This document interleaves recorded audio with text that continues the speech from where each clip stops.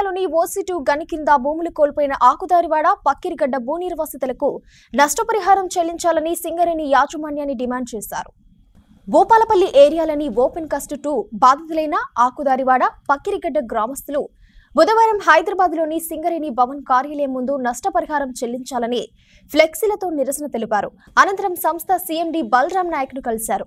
OC గని వల్ల భూములు కోల్పోవడమే కాకుండా గన్లో నిత్యం పేలుతున్న బ్లాస్టింగ్లతో ఇండ్లకు పగుళ్లు రావడం, అలాగే బ్లాస్టింగ్ సమయంలో వెలువడుతున్న దుమ్ము ధూళితో అనేక మంది వ్యాధుల బారిన పడి చనిపోతున్నారని ఆవేదన వ్యక్తం చేస్తూ తమ గ్రామాన్ని తరలించాలని ఎండీకి వినతి పత్రం సమర్పించారు. ఈ సందర్భంగా సంస్థ చైర్మన్ గ్రామస్తులతో మాట్లాడుతూ సంస్థ డైరెక్టర్స్ తో పాటు జీఎంలతో ఇంటర్నల్ మీటింగ్ పెట్టి ప్రభావిత ప్రాంత ఆకుదారివాడ పక్కిరిగడ్డ రైతుల నష్టపరిహారం గురించి చర్చిస్తామని హామీ ఇచ్చారు.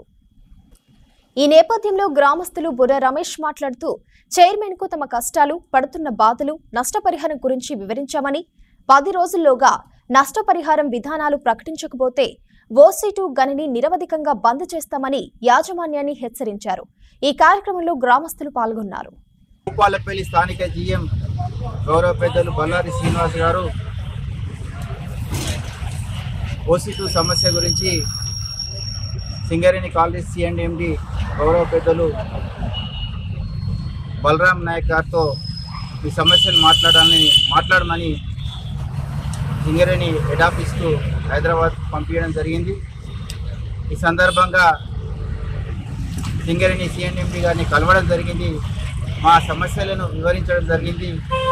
అక్కడ 2015 నుంచి రిక్వెషన్ ఇచ్చి వాళ్ళ అవసరాల కోసం రోడ్డు, నాలకు మేము భూములు ఇచ్చి, అది కూడా 123 జీవోలో భూములు ఇవ్వడం జరిగింది. గత 7-8 సంవత్సరాల నుంచి నష్టపరిహారం ఇవ్వకుండా సింగరేణి కాలనీస్ తాత్సారం చేస్తూ అక్కడ ఉన్నటువంటి ఎస్సీ, ఎస్టీ, బీసీ పేద రైతులకు నష్టపరిహారం చెల్లించకుండా కాలయాపన చేస్తుంది.